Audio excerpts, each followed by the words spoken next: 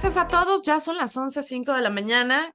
Con esto damos inicio a este webinar que ha organizado el Comité de Ciberseguridad de Aleti. Es un gusto darles la bienvenida.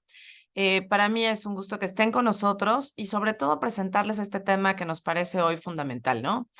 Eh, Nuestro webinar del día de hoy lleva por nombre Amenazas en la región. Este webinar tiene como propósito sumergirse en un análisis profundo de las amenazas cibernéticas que impactan directamente en nuestra región desde la perspectiva de CSIRT Américas.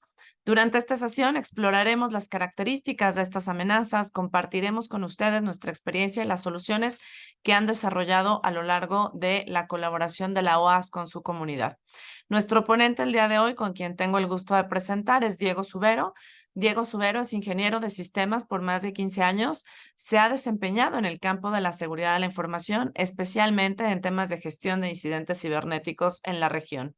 Desde hace 10 años es oficial del Programa de Seguridad Cibernética en el Comité Interamericano contra el Terrorismo, el CICTE, de la Organización de Estados Americanos, la OEA. Su objetivo primordial es liderar proyectos orientados al desarrollo de capacidades técnicas en equipos de respuesta ante incidentes cibernéticos, los CSIRTs, en Latinoamérica y en el Caribe. A su vez, impulsó la creación de la red de CSIRTs gubernamentales de las Américas, CSIRTs Americas Network, para fomentar la cooperación regional y facilitar canales operativos para el intercambio de amenazas e incidentes cibernéticos entre los Estados miembros de la OEA. Diego, bienvenido, bienvenidos a todos nuestros asistentes. Qué gusto saludarte. No, Ana, a ustedes, muchas gracias a Leti por esta invitación que nos hacen para compartir un poco de lo que estamos viendo en la región en materias de amenazas cibernéticas, ¿no? Entonces voy a compartir mi pantalla. Por favor, ¿Listo? invito a toda nuestra audiencia a que nos dejen sus comentarios en el chat o en la sección de preguntas y con mucho gusto al final de la sesión de Diego las iremos compartiendo. Gracias, Perfecto. Diego, y te dejo el micrófono. Gracias, Ana. Bueno, ahí se ve mi pantalla. Sí, Sí, sí se ve. Sí, listo, perfecto. Bueno, el día de hoy es hablarles un poco sobre qué estamos viendo nosotros en las Américas en materia de amenazas cibernéticas. Nosotros como Comité Interamericano contra el Terrorismo de la Secretaría de Seguridad Multidimensional de la OEA, digamos que siempre estamos trabajando día a día con equipos de respuesta ante incidentes, viendo las amenazas, atendiendo o brindando asistencia técnica a ellos y basado, digamos, en todo ese cúmulo de experiencia o esas anécdotas y en esos, digamos, aspectos que estamos viendo en la región, es que hoy le queremos mostrar un poco qué es lo que estamos viendo en la región, ¿no? Entonces, el escenario actual creo que sigue siendo el mismo, ¿sí? O todos los que estamos en el mundo de ciberseguridad.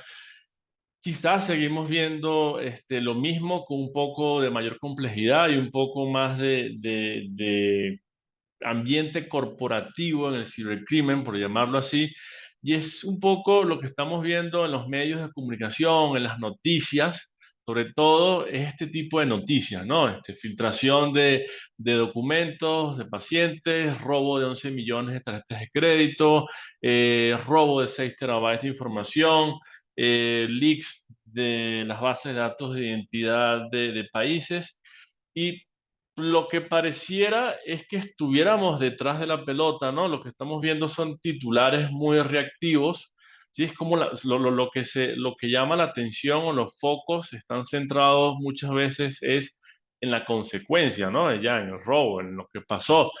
Pero, digamos, no estamos colocando el foco en ver cuáles fueron los vectores de ataques iniciales de cada uno de estos ataques, ¿no? ¿Por qué fueron exitosos estos ataques? Y es allí donde creo yo que nosotros tenemos que apuntar un poco para evitar precisamente que pasen este tipo de noticias, ¿no? Lo que estamos viendo sigue siendo punteros el sector gobierno, negocio, financiero y tecnología en el tema de industrias más afectadas. Incluso a lo largo de los años, esto nosotros la fuente la sacamos de Mandiant. Ellos van haciendo este tracking de cuáles son los sectores más afectados. Y lo que vemos es que el sector financiero, sobre todo negocio y tecnología, siempre está en el top 5. Eh, Gobierno aparece de primero entre 2022 y 2023 por una situación, los conflictos de guerra, digamos, que existen tanto en Israel, Palestina, como el conflicto de Ucrania con Rusia, hace, digamos, que todo lo que es el tema de activismo, todo lo que es el tema de ciberguerra, hace que el sector gobierno se vuelva atractivo. Pero digamos que la constante a lo largo de los años siempre ha sido el sector financieros, digamos, negocio, manufacturero y tecnología, ¿no? Eh, Todos estos, sobre todo los ataques que vimos aquí en esta slide, ¿sí? En esta, de fuga de información, robo, credenciales, tienen como vector, ¿sí? De ataque inicial lo que estamos viendo en la región, sobre todo en los últimos años, en los últimos meses, que la mayoría de estas fugas casi siempre provienen de estos dos grandes vectores. Uno, por correos comprometidos, ¿sí? Correos electrónicos, las credenciales de esos correos electrónicos de sus instituciones o de sus clientes, básicamente que se obtiene a través de fuerza bruta, de phishing, o porque lo coloqué en un foro, ¿sí? O simplemente me hicieron interceptación de mis datos. Y por otro lado, lo que estamos viendo también es accesos, ¿sí? O mal configurados de protocolo de escritorio remoto, ¿no? Esto hoy en día, digamos, en el mundo de ciberseguridad se ve, pero digamos, cuando ya sale en medios de comunicaciones o cuando ya se socializa las informaciones, esto es algo que se desconoce mucho, ¿no? Digamos que hablamos mucho del ransomware, hablamos mucho de consecuencias, de cuántos días duró cifrado, cuánto me están pidiendo recompensa, pero nunca estamos hablando del negocio de venta de credenciales, ¿sí? Y esto es un negocio que hoy en día sigue creciendo, incluso es un negocio que, mm, que se mueve mucho más, es mucho más activo que el negocio de ransomware en cuanto a la obtención de credenciales, ¿no?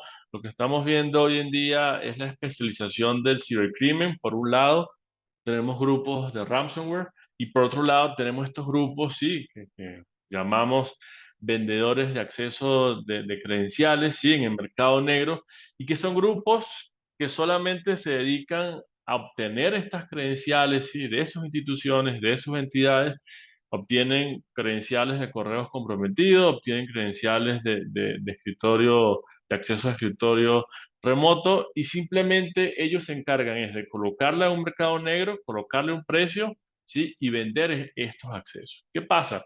Grupos de ransomware se favorecen de esto porque ya ellos no tienen que ir a buscar credenciales, simplemente compran la credencial a estos grupos y se dedican a su negocio, que es el tema de obtener una ganancia por extorsión, ¿no? Entonces, es aquí donde nosotros tenemos que empezar a trabajar, es aquí donde nosotros tenemos que empezar a vigilar, ¿sí?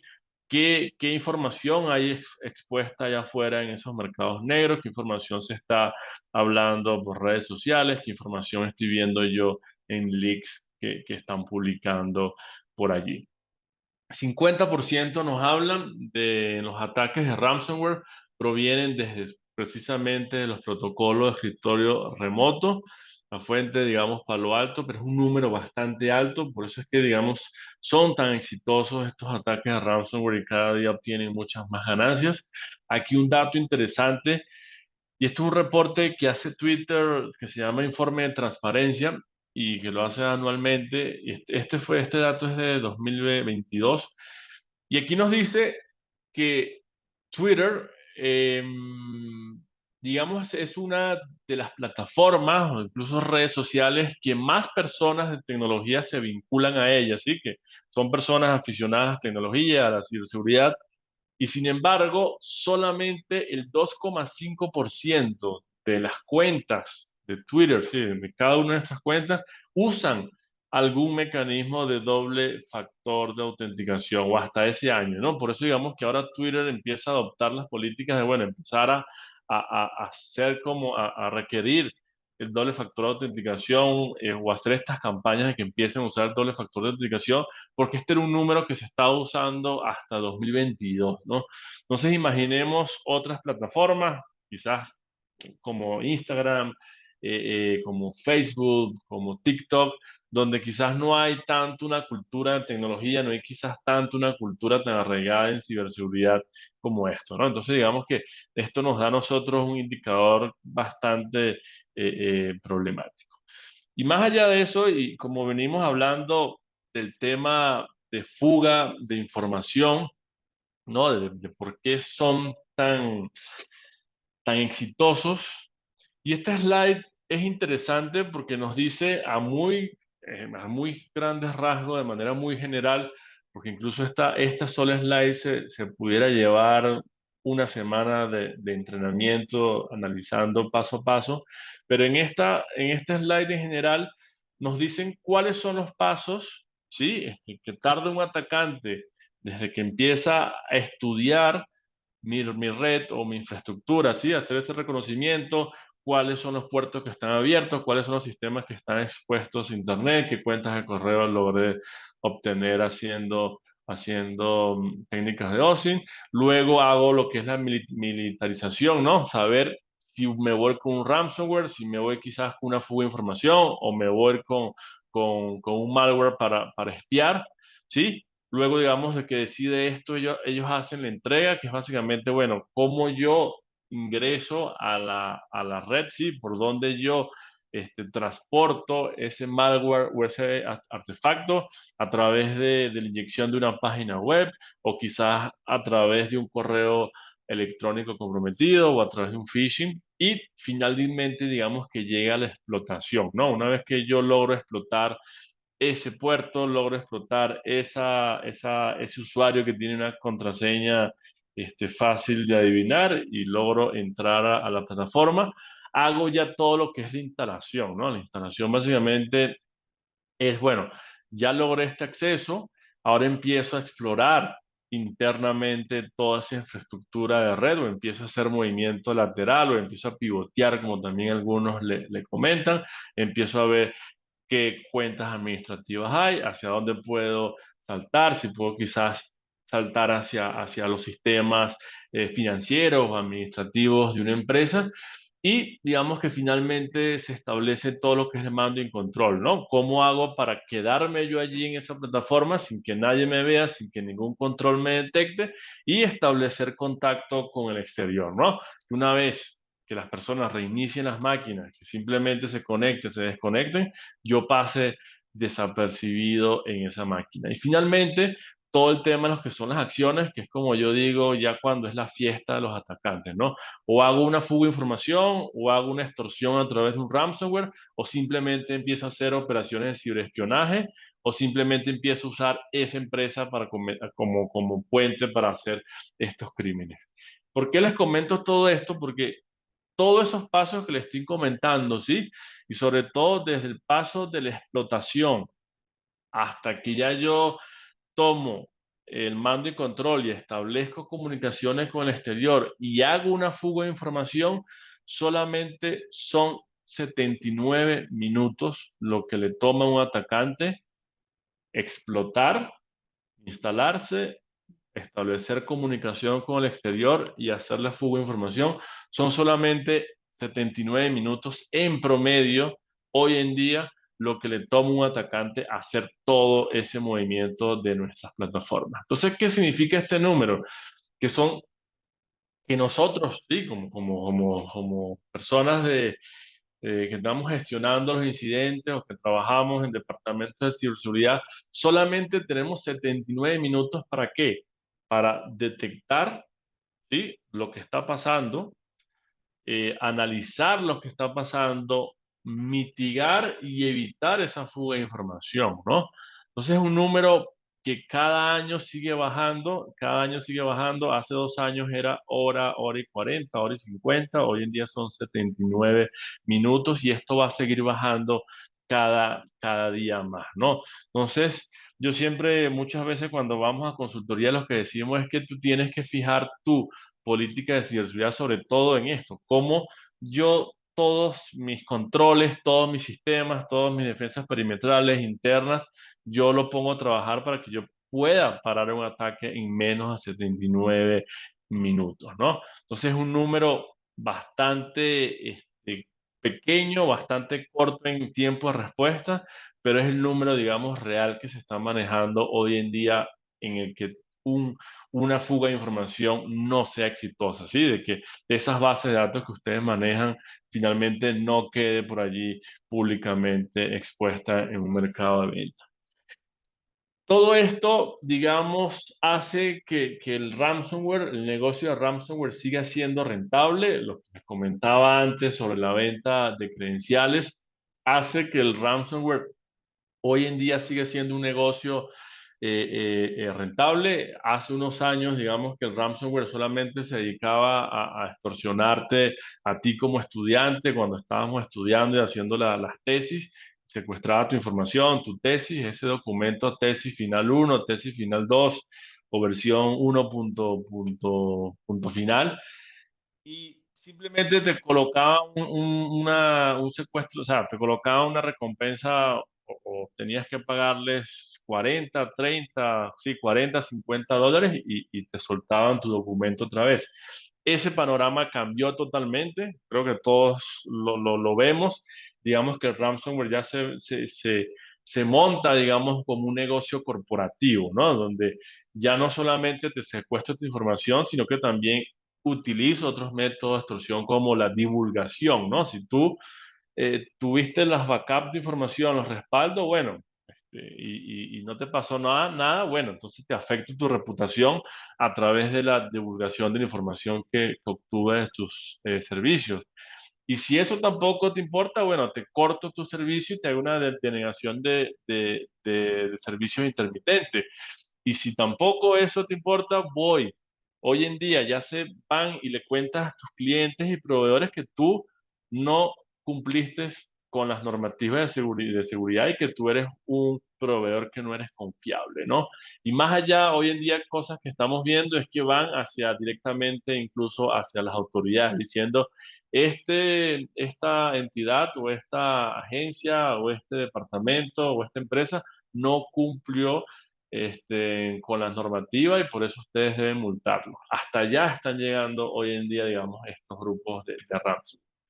¿Qué es lo que estamos viendo en estos grupos de ransomware? Es que son, como les digo, corporaciones que tienen hasta 50 personas detrás de ellos, ¿no? Detrás de estos ransomware as a services como Conti, todo esto que estamos viendo hoy en día, los que estamos viendo que son 50 personas que están detrás. Tenemos departamentos de recursos humanos, departamentos de desarrolladores que están todo el tiempo mejorando el artefacto o el código del artefacto como tal. También tenemos perfiladores, ¿no? Que son los que están buscando día a día qué empresas son más susceptibles para pagar un ransomware, ¿no? Lo que estamos viendo, sobre todo con el tema de ransomware, es que se van mucho al sector de infraestructura, de hidrocarburos y infraestructura, y todo el tema de salud, ¿sí? Hospitales. ¿Y esto por qué? Porque es donde hay mayor presión, ¿sí? Entre pago o simplemente suspendo operaciones, suspendo servicios hospitalarios que son tan críticos en los países, ¿no? Entonces, esto es lo que estamos viendo o con esto estamos lidiando nosotros al día a día. ¿Y qué seguimos viendo nosotros en la región? Como les comentamos, en estas misiones que nosotros vamos, cuando vamos a proveer asistencia técnica o a través de las redes de Américas, y es que seguimos viendo la constante, lo vimos en los datos de Twitter, el poco uso del doble factor de autenticación. Eh, Siempre lo digo en la charla, es muy fácil decirlo, sí, aquí como lo estoy diciendo yo, sí, hay muy poco uso y tenemos que fomentar el uso. Sin embargo, hacer, sobre todo en ambientes corporativos grandes y medianos, hacer la implementación de doble factor de autenticación en sistemas muchas veces no es tan fácil, ¿no? Porque tenemos sistemas legacy, sí, deuda tecnológica que vamos arrastrando de años y quizás implementar una característica de esas, sí, o añadir un externo, sí, como lo es el Two-Factor Authentication, quizás nos lleve a replantear nuestra plataforma, ¿no? Entonces, claro, lo que yo digo acá no es una excusa, sino que lo que les digo es muchas veces también es complicado para los departamentos de tecnologías moverse hacia estos esquemas, pero es algo que es imperativo hacerlo y sobre todo se puede hacer de manera incremental, empezando con, digamos, esos accesos críticos, cuentas críticas. Sobre todo los accesos críticos por VPN deberían tener doble factor de autenticación. Hablamos mucho también del aumento en la conectividad sin control y esta lámina quizás la tenemos que cambiar ya, ¿no? Porque esta lámina la usábamos hace unos 2, 3 años, donde decía, mira, ya no hablamos estábamos en ese debate de on-premise o irnos al cloud, ¿sí? Me acuerdo hace 3, 4 años. Hablábamos de las redes sociales también y todo esto, y hoy en día ya estamos hablando de inteligencia artificial, ¿no? Incluso pasamos de un debate de hablar de si mis datos se tienen que quedar en mi infraestructura local de mi empresa o irnos a la nube, ¿sí? Esa era como la discusión. Y hoy en día, digamos, con todas estas aplicaciones, con toda esta tecnología, sobre todo de inteligencia artificial, hoy en día estamos hablando de que le estamos pasando a otras empresas, le estamos pasando a los proveedores nuestra forma de pensar. Sí, cuando nosotros estamos interactuando con ChatGPT y estamos haciendo todos estos prompts y dame las consultas y sácame información, simplemente estamos nosotros pasando nuestra forma de pensar, ¿no? Entonces es mucho más peligroso lo que estamos haciendo. Logramos hace 2 años, estábamos preocupados por los datos que manejan los proveedores y hoy en día, digamos, tenemos que estar preocupados porque ya saben la manera de pensar de nosotros, saben cuáles son nuestras necesidades, saben qué es lo que nosotros estamos preguntando. Entonces, no quiero imaginar este mismo panorama durante los siguientes cinco años. Otra situación que tenemos en la región es que no tenemos personal suficiente en los equipos de respuesta, ¿no? Los equipos de respuesta son básicamente equipos que responden a incidentes. Nosotros de la OEA trabajamos mucho con equipos de respuestas nacionales y de gobierno. Y a través de la red Cecil Américas estamos nosotros haciendo un tracking del número promedio de personas que trabajan en cada uno de esos equipos de respuesta, ¿no? Desde Canadá hasta Argentina. Y en promedio, por equipo de respuesta nacional, tenemos 6 personas, ¿no? Entonces, un número que quizás no es suficiente, ¿no? Si estamos hablando de un país de 40, 50 millones de personas, quizás es un número que se queda abajo, ¿no? Solamente contar con 6 personas respondiendo a un incidente cibernético. Otro aspecto que estamos viendo en la región es, sobre todo nos pasa cuando nosotros como digamos como comité o como lo vea, nosotros no atendemos incidentes directamente en los países. Digamos que cuando una entidad se ve afectada, ellos llaman, es decir, ¿no? Al equipo de respuesta sectorial o al equipo de respuesta nacional de su país, y es el equipo de respuesta quien provee la asistencia ante el incidente, ¿no? Sin embargo, nosotros, digamos, actuamos muchas veces como asesor, ¿sí? En algunos casos, y lo que hemos visto, sobre todo en casos, es que a la hora que tú solicitas los logs, ¿sí? De un sistema que hayan comprometido, es que simplemente no lo tienen, ¿no? O no tienen el control de esos logs, ¿sí? O dicen, no, lo tiene mi proveedor y yo no sé el proveedor cómo guarda esos logs, o no sé cada cuánto reescribir los logs, o si tiene un VPS y tiene todos los logs de todos los clientes en un solo sitio y es muy difícil para mí saber qué pasó. Esto es una realidad que se sigue viendo y es la poca visibilidad que tenemos en los datos. Es fundamental tener los datos, ¿sí? Los logs, digamos que los logs nosotros le llamamos que es la gasolina de la ciberseguridad, ¿sí? Sin logs y sin datos simplemente es muy difícil saber qué está pasando en nuestro sistema. Otro aspecto, confundimos muchas veces cumplimiento versus capacidad, ¿sí? Muchas veces decimos, no, yo cumplo con la ISO y estoy bien y cumplo con todas las certificaciones que me piden, ¿sí? Sin embargo, muchas veces las certificaciones no te miden la capacidad, ¿no? Y aquí como sale en la imagen, cumplimiento te dice, bueno, tengo una puerta, pero no me dice qué tan segura está la puerta. ¿No? Sí, si yo simplemente con un empujoncito la tumbo o no, no me lo dice muchas veces la certificación, ¿no? Entonces, por tanto, no podemos nosotros simplemente confiarnos en que estoy certificado, que estoy cumpliendo la normativa, sino ir más allá y pensar un poco más en la capacidad, ¿no? En la resiliencia, en cómo, qué pasa si logran comprometer mi perímetro, qué más defensas tengo, qué pasa si logran comprometer una cuenta de correo de un usuario, ¿sí? Qué más defensas tengo yo allí? Y ahí es donde nosotros tenemos que ir en el mundo de ciberseguridad. Entonces, finalmente, como conclusiones, ¿qué hacemos ante este escenario, sí, que parece como tan turbio, tan complicado? Uno, y esto siempre lo empezamos ya a decir en todas partes, y es asumir que el atacante es inteligente, ¿no? Y sin ninguna duda va a saltar todas tus defensas que tú tengas, ¿no? Y eso hay que asumirlo y de esa manera es que nosotros debemos asumir nuestro campo de defensa en nuestra plataforma, ¿no? Ya el simplemente, esa época que decíamos, no, bloquea el IP y ya me voy a descansar, no, digamos, el atacante no es bobo y el atacante te cambia el IP en un segundo, 2 segundos y va a intentar atacar nuevamente, ¿no? Entonces, por tanto, nosotros ya debemos dejar esa mentalidad de bloqueo y más bien es un poco más de detección y defensa, ¿no? Porque al final el atacante va a estar allí y va a intentar por todos lados saber cómo ingresar a tu sistema. Entonces, lo más importante acá es saber, uno, qué quiere el atacante, ¿no? ¿Cuáles son los métodos que están usando? ¿Sí? Conocer al atacante, conocer qué herramientas usa y conocer hacia qué componente o hacia qué parte de negocio de tu institución él quiere ir.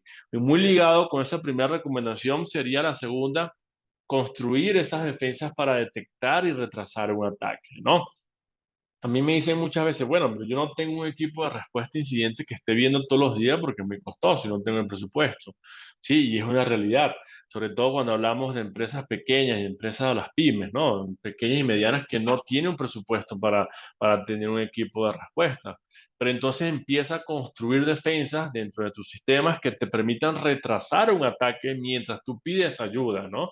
¿Sí? Si yo soy una institución que no tengo un departamento de ciberseguridad, yo llamo al equipo de respuesta nacional o el equipo de respuesta sectorial que me puede proveer servicios, ¿no? Pero ¿cuánto puede tardar esa llamada? 10, 15 minutos, 20 minutos, ¿sí? Por tanto, nosotros dentro de nuestros sistemas debemos construir esas barreras que permitan retrasar a un atacante, ¿no? Si el atacante obtuvo una credencial de acceso VPN, bueno, cuando el tipo intenta ingresar por VPN, le pide un doble factor de autenticación. Ahí lo estoy retrasando unos por lo menos 15, 20 minutos en el ataque, ¿no? Si me logra saltar a mis sistemas internos, me logra hacer un SSH, yo lo bloqueo por intentos, o si la persona no viene de una red conocida, simplemente lo bloqueo. Esos son, digamos, pequeños pasos que se pueden hacer dentro de la red que puede retrasar a un atacante en cometer su objetivo final. Eh, Vigila tu entorno. Esto es importante, esto es fundamental. Muchas veces nosotros nos confiamos con nuestro EDR, ¿sí?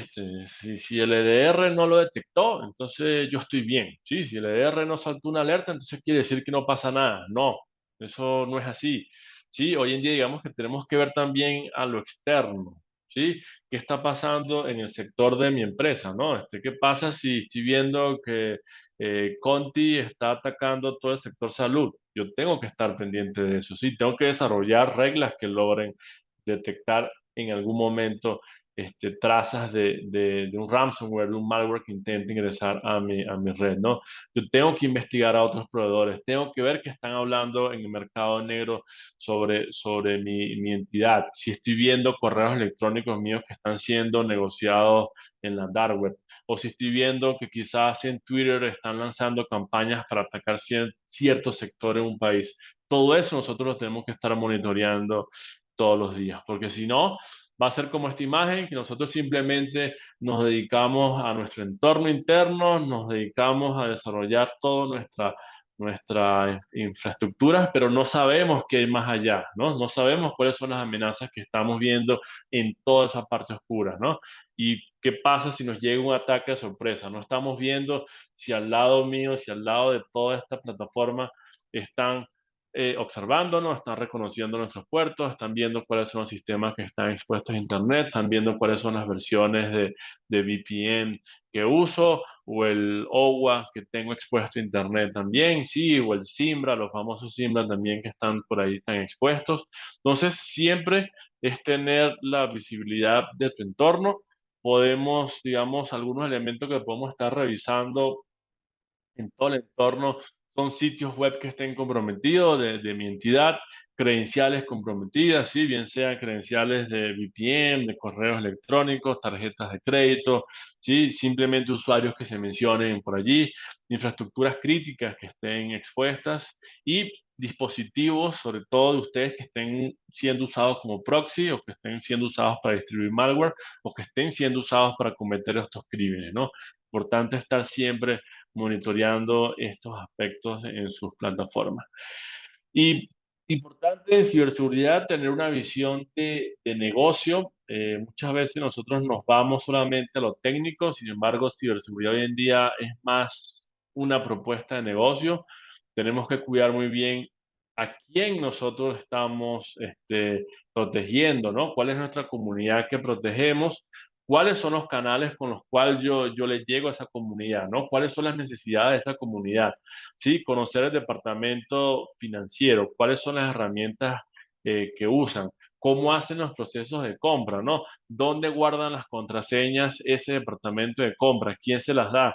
¿Sí? ¿Cómo ingresan a los sistemas? Todo eso nosotros debemos conocerlo como departamento de ciberseguridad.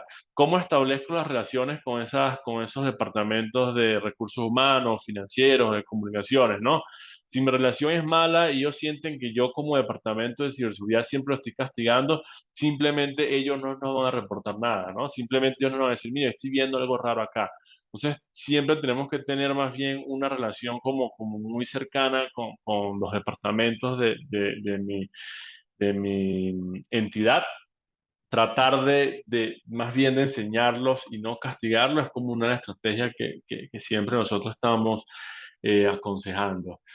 Otros aspectos, las fuentes de ingresos, ¿no? ¿De dónde saco yo recursos para actualizar mis sistemas, para quizás adquirir feeds de ciberseguridad que me permiten ver obtener esa visibilidad externa que necesito, ¿no? ¿De dónde obtengo el dinero? ¿Cómo le justifico a mi directiva que necesito ese servicio de feeds?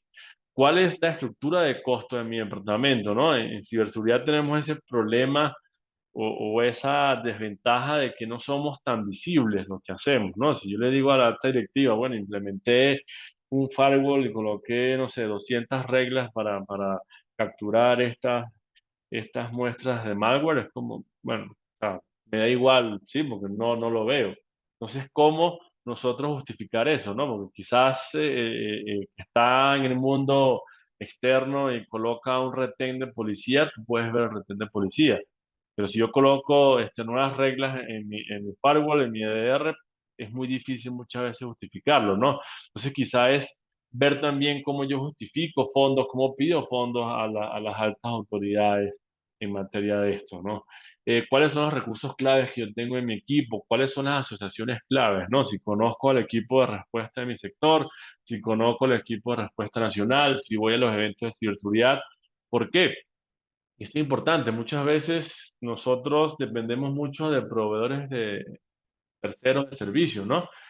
Quizás mi equipo de ciberseguridad no conoce esa plataforma, pero quizás alguien en la comunidad sí maneja esa plataforma y te puede ayudar en un caso de incidente. Entonces, por eso es que el tema de la ciberseguridad se tiene que ver como un modelo de negocio, se tiene que ver todos los componentes y no solamente la parte técnica. Otro consejo sería intercambiar información, ¿sí? Información accionable. No solamente basta con intercambiar el PDF que vi que sacó tal proveedor y lo descargué y lo compartí en un grupo de WhatsApp. No, eso es información que al final no es tan accionable. La información para que sea accionable tiene que ser relevante, ¿sí? Importante para quien recibe la información, ¿sí? Información que afecte directamente a mi comunidad o afecte a mi infraestructura. Información que sea oportuna. Quizás información hoy en día de un malware de hace 3 años, no sé, WannaCry, quizás no me sirve hoy en día si estoy lidiando con Conti, ¿no? Con Logbit 3.0, con Logbit. Entonces, es saber cuándo nosotros enviamos la información. En ciberseguridad la información tiene un tiempo de validez muy corto, ¿no? Expira rápido. Entonces, importante tener eso en cuenta. Que la información sea precisa, información que no tenga que volver a validar, ¿sí? Que sea completa. Yo te paso una cuenta de correo sospechosa, está siendo usada para phishing, pásame también las cabeceras para saber de dónde proviene ese correo malicioso, ¿no? O de dónde está saliendo. Y finalmente que sea procesable, que sea ingerible, información que sea fácil de procesar. Y ahí es donde yo siempre coloco el ejemplo, ¿no? El PDF que yo comparto por un grupo de WhatsApp, o si tú me pasas a mí un listado de indicadores de compromiso en un formato estructurado, un TXT, ¿sí? O un CSV, es mucho más procesable ese TXT que ese PDF con gráficos e imágenes, ¿no? ¿Por qué? Porque yo ese procesable lo puedo alimentar rápidamente a mis sistemas del CIEM, a mis sistemas de gestión de tickets, o quizás una sandbox que tenga, o lo subo a un cloud para realizar estos artefactos, y es mucho más fácil de procesar la información. Entonces, estos son 5 criterios que deben tener ustedes en cuenta a la hora de empezar a intercambiar información accionable. Y con esto, bueno, voy finalizando para más bien caer en el punto de preguntas si tienen. Y estos consejos, digamos, nos permitirían ir de un modo más reactivo, como lo vemos en los titulares de la noticia, ¿no? De estar siempre tras de la noticia, tratando de apagar el fuego, a ir un modelo más proactivo de intercambiar información accionable, ¿sí? De intercambiar dónde están vendiendo mis accesos en la dark web, de crear nuevas reglas que logran contener estos ataques, y esto nos permitirá a nosotros tener digamos, entidades más ciberseguras. Así que muchas gracias, y aquí les dejo los contactos tanto del programa, ¿sí? Twitter, en X hoy en día, y mi cuenta personal también de X que están allí. Entonces, muchas gracias, y te paso el control a Diana. Claro que sí, Diego, muchísimas gracias. Pues creo que has abordado un panorama bien interesante sobre los temas a los que les tenemos que poner atención y cómo hay muchos controles que de verdad tenemos al alcance de la mano, como por ejemplo cuando enfocaste en el segundo, en el doble factor de autenticación. Y a mí me sigue sorprendiendo lo poco que se sigue utilizando, ¿no? Un elemento tan básico, necesario, que nos puede, digamos, resolver muchos dolores de cabeza. Pero me parece que a nivel regional necesitamos subir el nivel de madurez, el nivel de conciencia sobre los riesgos y amenazas de la ciberseguridad, y ese es el objetivo de estas sesiones, de estos webinars, que en esta ocasión agradecemos a la OEA, en particular a Diego Subero por su presencia, por compartir con nosotros. Y no sé si damos un par de minutos para que alguno de los participantes, si tiene algo que preguntar o algo que comentar, pues bienvenido el comentario. Eh, es importante mencionarles, este webinar ha sido grabado para que pueda ser consultado por los miembros de ALETI, de las distintas asociaciones de toda la región de Iberoamérica, con el fin de que pueda ser consultado, puedan sacarle provecho a esta información, pero sobre todo, pues que apliquen todas estas eh, líneas de recomendación, líneas de acción que nos propone Diego, que nos pueden ser de verdad de utilidad. Hoy ya no es seguro muchas organizaciones con las que he conversado que creen que pues son pequeñas, no son importantes, no son interesantes para el cibercrimen, cuando que en realidad todos estamos expuestos y dentro de nuestras líneas estratégicas de negocio en las organizaciones, la ciberseguridad debe de ser uno de los pilares fundamentales, porque es precisamente este pilar el que puede tanto prevenir, responder y garantizar la continuidad de nuestras operaciones de negocio. Entonces, pues con esto, y me parece que no hay comentarios, fue muy clara tu presentación, Diego. Les agradezco muchísimo en nombre de Aleti, en nombre del Comité de Ciberseguridad, su presencia, y esperando, tenemos otro webinar para febrero, me parece, ya programado, en el que será un gusto contar nuevamente con ustedes. Listo, muchas gracias a todos, Ana, y bueno, estamos aquí a disposición, cualquier pregunta, también está mi correo por allí, tesubero@oas.org, y muchas gracias, y nos veremos en febrero. Nos vemos en febrero. Felices fiestas para todos, para aquellos con los que no nos podamos, tengamos el gusto de platicar antes de Navidad y de que acabe el año. Pero bueno, feliz Navidad y feliz Año Nuevo para todos. Diego, muchísimas gracias. Gracias.